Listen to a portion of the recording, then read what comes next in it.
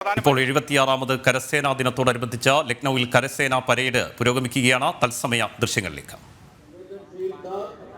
कठिन माहौल में हमारे जवानों ने संयम और परिपक्वता से कार्य करके विपक्षीय नुकसान को कम करने में अहम भूमिका निभाई। राज्य में शांति और सद्भाव स्थापित करने की दिशा में ठोस प्रयास जारी है।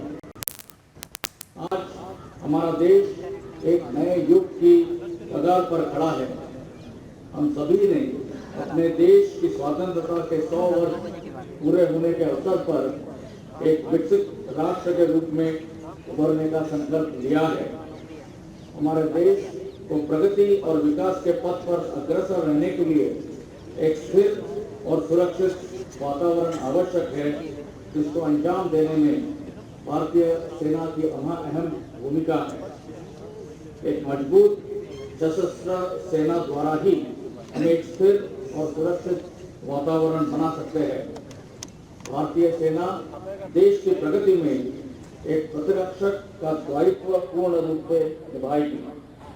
मैं देशवासियों को विश्वास दिलाना चाहता हूं कि हमारी सेना एक वेल ट्रेन्ड, सुसज्जित और बैटल हार्डन सेना है, जो देश पर आने वाले संकट और चुनौतियों का सामना करने के लिए हमेशा तैयार है। पिछले साल मैंने आर्मी डे के संबोधन में सेना के ट्रांसफॉर्मेशन रोड मैप की एक व्यापक रूपरेखा रखी थी। इस परिवर्तन का उद्देश्य हमारी ऑपरेशनल प्रिपेयर्डनेस को मजबूत करना और हमारी फंक्शनल तथा एडमिनिस्ट्रेटिव दक्षता को बढ़ाना था।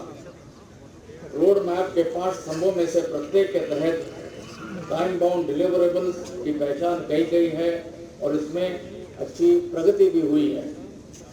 फोर्स रिस्ट्रक्चरिंग और ऑप्टिमाइजेशन द्वारा हम अपने ऑर्गेनाइजेशनल स्ट्रक्चर की समीक्षा कर रहे हैं, ताकि हम अपनी युद्ध की क्षमता को बेहतर बना सके।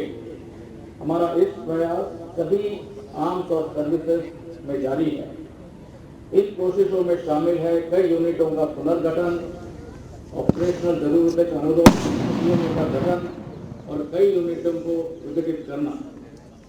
युद्ध की प्रणालियों में आधुनिकीकरण और टेक्नोलॉजी इंक्लूजन के हमारे प्रयास विभिन्न पहलुओं जैसे मोबिलिटी और protection, fire power weapon system, new generation munitions इत्यादि पर केंद्रित है। इन सभी प्रयासों में हमारा दृष्टिकोण आत्मनिर्भरता के स्तंभ पर आधारित है। हमारे सिस्टम, प्रोसेसेस और फंक्शन को और अधिक प्रभावी बनाने की दिशा में ऑटोमेशन, डिजिटाइजेशन और नेटवर्किंग इत्यादि में प्रगति हुई है।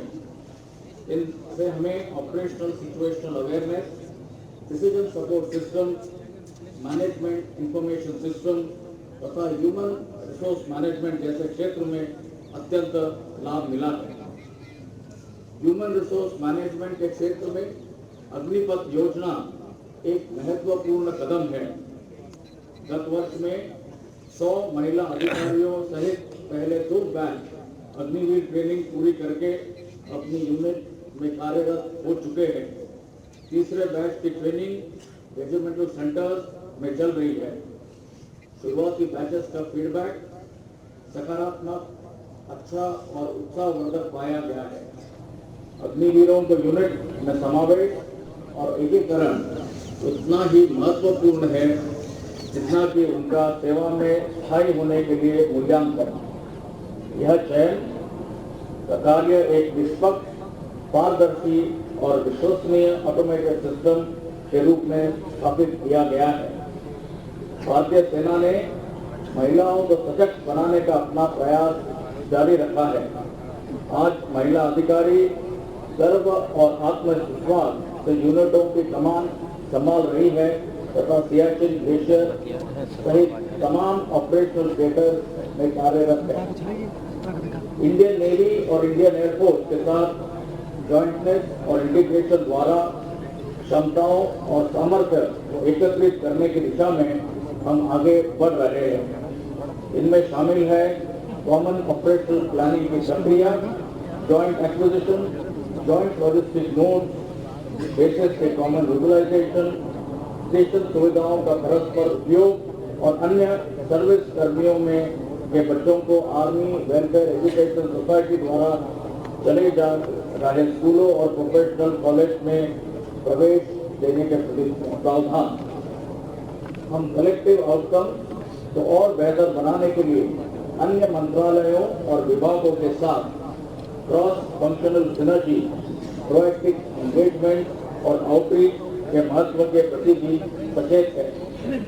दूर दराज के इलाकों में, खासतौर से बॉर्डर के इलाकों में राष्ट्र निर्माण के कार्यों में भी हमारे प्रयास जारी है और हम अपने प्रयत्नों को राज्य और केंद्र सरकारों की परियोजनाओं के साथ जोड़कर आगे ले जा रहे हैं।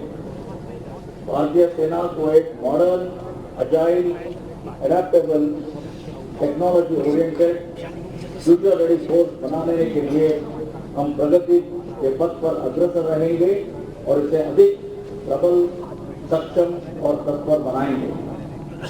हमारे सैनिक हमारी ताकत है। भारतीय सेना अपने जवानों और महिला सैनिकों, उनके परिवारों, पूर्व सैनिकों और वीर नारियों के प्रति अपनी जिम्मेदारी से पूर्णतः अवगत है, जो हमारे लिए एक अहम प्रतिबद्धता भी है। उनके लिए कल्याण कार्यों को बढ़ावा देना, योजनाओं को उन तक सक्रिय रूप से पहुंचाना और उनकी मुश्किलों का